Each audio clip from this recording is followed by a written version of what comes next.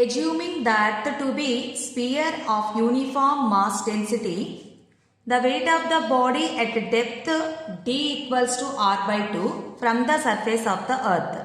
If its weight on the surface of the earth is 200 Newton, given r is the radius of the earth. The formula for the acceleration due to gravity on the surface of the earth is g equals to gm by r square. Earth is not a perfect sphere.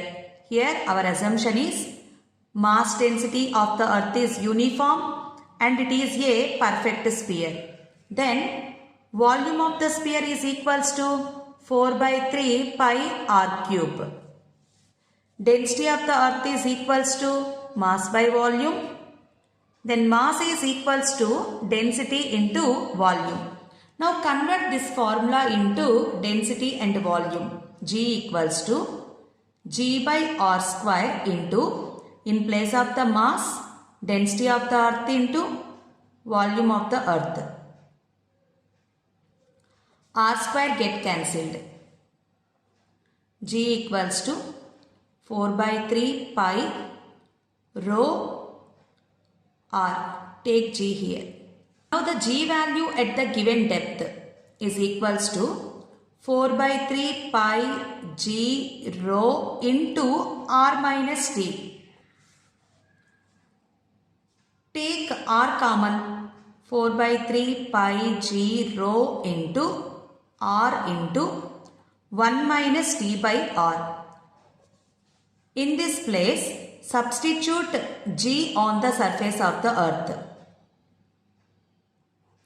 This is the formula for the acceleration due to gravity at the given depth. Remember this, acceleration due to gravity on the surface of the earth is gm by r square. Acceleration due to gravity at the given depth is g into 1 minus t by r.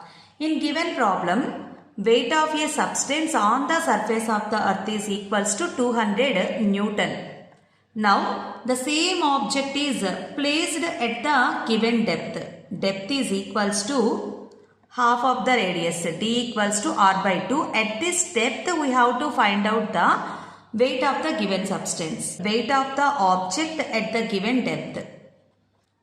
m into g into 1 minus d. In place of depth, substitute r by 2 into r. r get cancelled. 1 minus half becomes 2 half. So, it becomes mg by 2.